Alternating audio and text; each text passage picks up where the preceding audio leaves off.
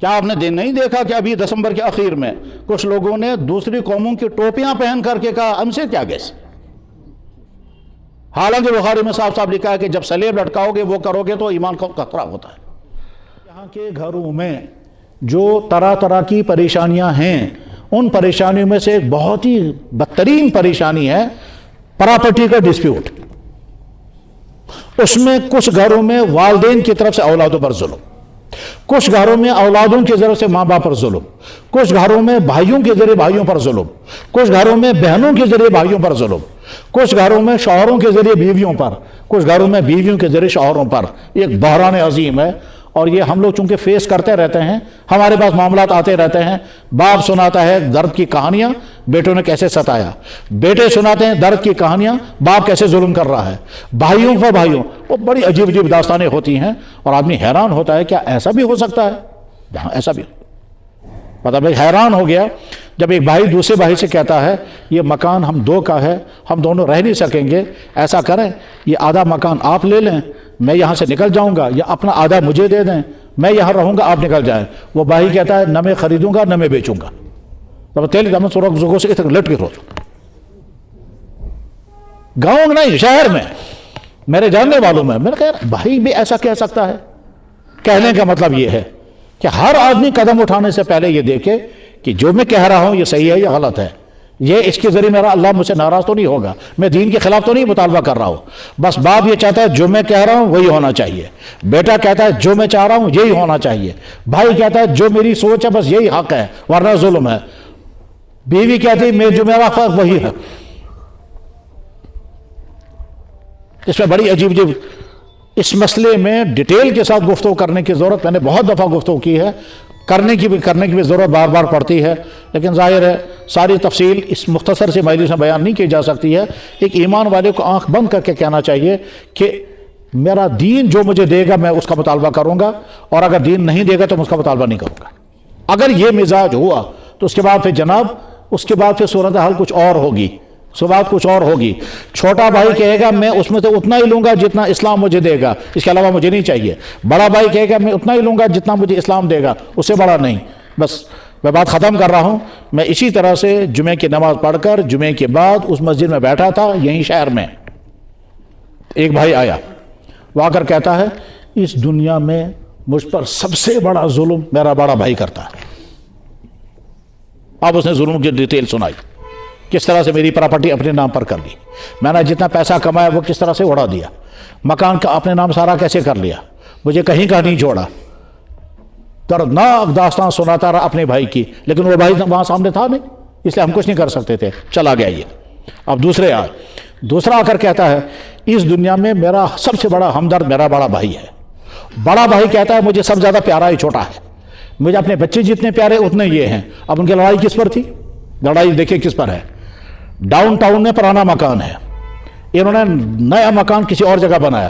بڑا بھائی کہتا ہے چھوٹے بھائی سے وہ نیا مکان تم لے لو کیونکہ تمہاری شادی ہونی ہے، رشتہ ہونا ہے، اور رشتہ ہونے کے لیے ہم کو دکھائیں گے اچھا مکان ہے، تو وہ والا لے لو۔ پرانے مکان میں ہم نے زندگی گزار لی ہے اور بھی گزار لیں گے۔ چھوٹا بھائی کہتا ہے میں اکیلا ہوں، آپ اہل و عیال والے ہیں، نیا مکان آپ کے اہل و عیال کو، پرانا مکان میرا۔ سبحان اللہ۔ ایک سین یہ ہے اور ایک سین یہ، اسی کو کشمیری کہتے تھے بوئی بوئس پشت پنا، بوئی بوئس دشمنا، ایک بھائی بھائی کے لیے دشمن اور ایک بھائی اپنے بھائی کے لیے۔ مالی معاملات میں بے انتہا ہوشیار رہنا ہے، حرام لقمہ نہیں آنا چاہیے، چاہے وہ باپ کا ہو، چاہے بیوی کا ہو، چاہے بھائی کا ہو، چاہے بہن کا ہو، چاہے دوست کا ہو، چاہے دکاندار کا ہو، چاہے کسٹمر کا ہو، چاہے پارٹنر کا ہو، چاہے پیشنٹ کا ہو، چاہے ڈاکٹر کا ہو، چاہے کس کا ہو، چاہے دکاندار کا۔ حرام پیسے سے اپنے آپ کو بچائیں۔ اللہ کے نبی علیہ السلام کی حدیث سنا کے بعد ختم کرتا ہوں۔ فرمایا جناب رسول اکرم صلی اللہ علیہ وسلم نے لوگوں پر، بخاری میں حدیث ہے، لوگوں پر ایک زمانہ ایسا آئے گا ہر آدمی کی چاہت ہوگی مال آئے، حلال آئے یا حرام آئے، اس کی پرواہ بس آنا چاہیے۔ یہ جوانی بہت زیادہ قیمتی نعمت ہے، اور جوانی میں اللہ تعالیٰ سب کچھ دے دیتے ہیں، فل باڈی، معدہ ٹھیک ہے، جگر ٹھیک ہے، مائنڈ ٹھیک ہے، سسٹم سارا ٹھیک ہے، کھانا کھائیں گے تو ڈائجسٹ ہو جائے گا، لیٹرین کا سسٹم بھی ٹھیک ہے، نیند بھی سارا ٹھیک آئے گی، کیونکہ اللہ نے فریش جوانی دے دی، اس میں کوئی ڈیفیکٹ اللہ نہیں رکھتے۔ اس کے بعد اس کے اندر جو بیماریاں پیدا ہوتی ہیں وہ انسان خود پیدا کرتا ہے. کھانا پینا صحیح نہیں, آپ بیکار کا فاسٹ فوڈ کھاتے رہیں, یہ غلط چیزیں جو مارکیٹ میں چل رہی ہیں وہ کھاتے رہیں گے, نیند کا نظام صحیح نہیں رکھیں گے, یعنی گویا ہم اپنی باڈی کا مزے کے لیے ڈیمیج کرتے رہتے ہیں اور اس میں بھی بیماریاں آ جاتی ہیں. یہ بیماریوں کا حال کیا ہے جناب؟ کشمیر کی پوری تاریخ میں اتنے ہارٹ پیشنٹ کبھی نہیں تھے جتنے آج جوان میں. کشمیر کی پچھلی تاریخ میں اتنی کڈنی فیلئر کبھی نہیں تھی جتنے آج. کشمیر کی پچھلی تاریخ میں معدے کے کینسر اتنے کبھی نہیں تھے جتنے آج. یعنی بیماریوں کا ایک سیلاب ہے. اس بیماریوں کے سیلاب کی ایک وجہ انسان کی خود یعنی لائف سٹائل جو ہے وہ صحیح نہیں ہے, کھانے کا, پینے کا, رہنے کا وغیرہ وغیرہ. اس لیے ہر آدمی یہ غور کرے کہ میں اپنی جوانی کو تباہ نہیں کروں گا محض مزے کے لیے. اکثر لوگ کیا کہیں گے؟ اکثر لوگوں کی چاہت کیا ہے؟ ٹیسٹی چیز ہونی چاہیے, ہیلتھی ہو یا نہ ہو اس سے بحث نہیں.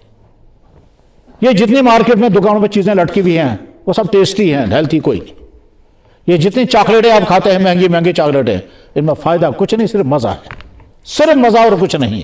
یہ جتنے کولڈ ڈرنکس آپ پیتے ہیں صرف زہر ہے. یہ نیٹ کا زمانہ ہے تو نالج کا زمانہ ہے, کھول کے پڑھیں, پہلے پڑھیں, دیکھیں کہ یہ جو چیزیں پی جا رہی ہیں ان میں فائدے کتنے ہیں. جناب آپ سیدھا سادہ پانی کا گلاس لے لیں, اس میں ایک لیمو نچوڑیں اور شہد ملائیں, ہزار آپ کے کولڈ ڈرنک سے زیادہ بہتر ہے, ہزاروں کولڈ ڈرنک بہتر ہے. خالص پانی کا فائدہ الگ, لیمو کے 50 فائدے ہیں, 50. نیٹ پہ دیکھ لیں لیمو کے فائدے کتنے ہیں. شہد تو شہد, اس کو تو کہنے ہی کیا ہے, لیکن اس کے مقابلے میں کہیں گے لیمو کا پانی بیکورڈ لوگ پیتے ہیں, ہم تو فارورڈ ہیں, ہم تو کوک پیتے والے ہیں. جناب یہ فارورڈ بابوں کے ذہن سے اتار دیں, سارا یارہ واپس آ رہا ہے, وہ سمجھ رہا ہے کہ اللہ کہ ہم نے زہر پیا آج تک. اور ایک بوتل کے اندر کتنا شوگر ہوتا ہے, وہ شوگر انسان کو کتنا نقصان پہنچا رہا ہے, اس کو پڑھ کر کے دیکھیں. تو بہرحال اپنی جوانی کی حفاظت 2 چیزوں سے کرنی ہوتی ہے. انفیکشن 2 قسم کے ہیں, کیریکٹر کا انفیکشن اور باڈی کا انفیکشن. کیریکٹر کا انفیکشن اس کا علاج ہے دین, اور باڈی کا انفیکشن اس کا علاج ہے ڈاکٹر. اور انفیکشن سے اپنے آپ کو جب بچائیں گے تو اس کے بعد پھر آپ ایتھیسزم کا شکار نہیں ہوں گے, ایگنوسٹکزم کا شکار نہیں ہوں گے, کسی اور برائی کا شکار نہیں ہوں گے. کچھ بھی گمراہی آ سکتی ہے, فکری گمراہی, عقیدے کی گمراہی, عملی گمراہی, ان تمام چیزوں اپنے آپ کو بچانا ہے. اور یہ سب سے بڑا چیلنج آج کی نئی نسل کو ہے, کیونکہ سلیبس میں اب کہیں اللہ اور اللہ کے نبی کا تذکرہ کہیں نہیں, کہیں دین کی کوئی بات نہیں ہوگی, تو آپ کو الگ سے کہیں پڑھنا پڑے گا. ہم مسلمان ہیں, اللہ کو ہم کیا مانتے ہیں, ہم مسلمان ہیں, ہمارا نبی کیسے تھے, ہمیں صرف نبی کو صرف عقیدت نہیں ہے کہ وہ ہندو بھی کہتا ہے بہت اچھا انسان تھا, اور اچھا انسان کا مسئلہ تھوڑا ہی ہے. مسئلہ یہ ہے کہ ہمارا نبی رہبر حیات ہے اور ان کو فالو کرنا لازم ہے, ایک بات بھی ان کی دائیں بائیں نہیں ہو سکتی ہے. اچھا, اس میں بیچ میں کبھی آئے گا کہ اللہ نے اور اللہ کے نبی نے یہ چیز بیان کر دی ہے, کیوں بیان کی ہے, میری سمجھ میں آ جانا چاہیے پہلے, اس کے بعد میں مانوں گا. تو ریزن معلوم ہونا چاہیے, فلسفہ معلوم ہونا چاہیے. پھر کبھی کبھی کہ آدمی کہتا ہے پھر ہمیں لاجک بتائیے اللہ نے یہ چیز کیوں حرام کی ہے. تو جواب ہم بندے ہیں, ہم بندے ہیں. بندے کا پہلا کام ہے یا اللہ آپ میرے اللہ, میں آپ کا بندہ ہوں, اگر آپ نے یہ چیز بیان کر دی, میری سمجھ میں آئے یا نہ مجھے ماننا. اس کے بعد نمبر 2 پر آپ جب ریزننگ چاہیں گے تو ریزننگ مل جائے گی. ایک افسر کے گھر میں ایک نوکر ہے. افسر کو آفس میں لوگوں نے کہا جناب آج ہم آپ کے ہاں آنا چاہتے ہیں شام کو, تو وہیں کھانا وانا کھائیں گے. افسر فون کرتا ہے نوکر کو, 5 کلو گوشت خریدو, 2 کلو دہی خریدو اور فلاں چیز خریدو. نوکر وہاں سے کہتا ہے سر گھر میں ایک آپ ہیں اور آپ کی بیگم صاحبہ ہیں اور ایک میرا, اتنا گوشت کیوں منگوا رہے ہیں آپ, مجھے پہلے وجہ سمجھائیے. تو افسر کہے گا تیرا کام یہ نہیں ہے وجہ پوچھنا, تیرا کام ہے میں جو کہہ رہا ہوں وہ کرو. تم کو کس نے حق دیا پوچھنے کا کہ سر یہ بتائیے 3 آدمیوں کے لیے تمہیں کیا اس سے, جو بس ٹھیک, یہ گناہ کر ہے, ہم اللہ کے بندے ہیں.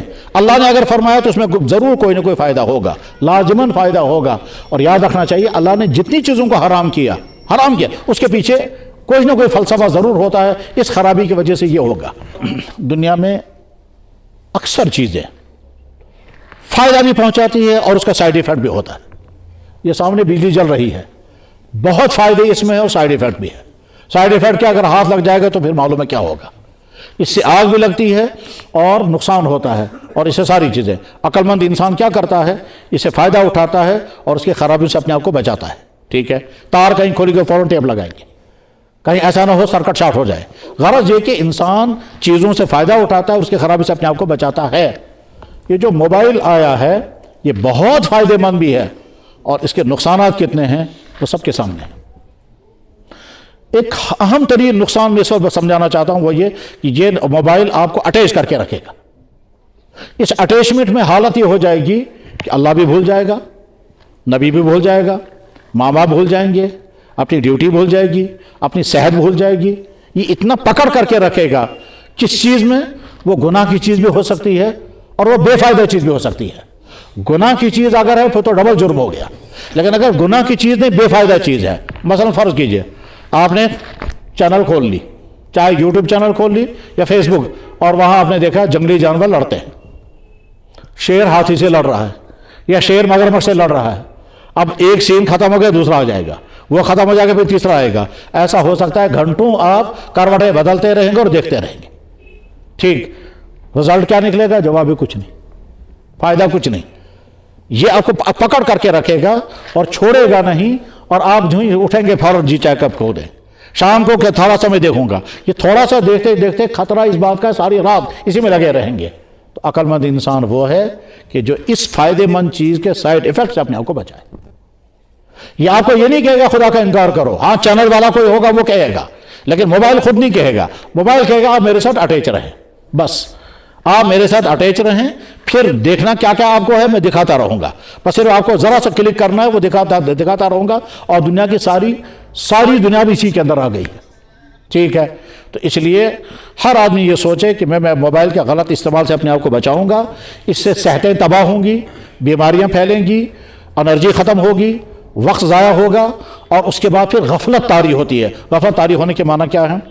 فرض کیجئے ہم نماز پڑھتے تھے، بڑا مزہ آتا تھا نماز پڑھنے میں اور جی چاہتا تھا نماز پڑھنے میں، لگاتار موبائل آپ دیکھتے رہیں گے تو اس کے بعد وہ مزہ ختم ہو جائے گا، غفلت طاری ہو جائے گی، اس کے بعد جی نہیں چاہے گا، اور چاہے گا تو بس جلدی پڑھیں گے جیسے وہ کال پرسوں شین والے ایسی نمازیں پڑھیں گے۔ تو کیا بات ہو گئی، پہلے تو بڑی مزیدار نماز تھی، اب کیا ہو گیا؟ یہ اس کی ایک وجہ یہی ہوتی ہے۔ تو موبائل کے غلط استعمال سے اپنے آپ کو بچائیں۔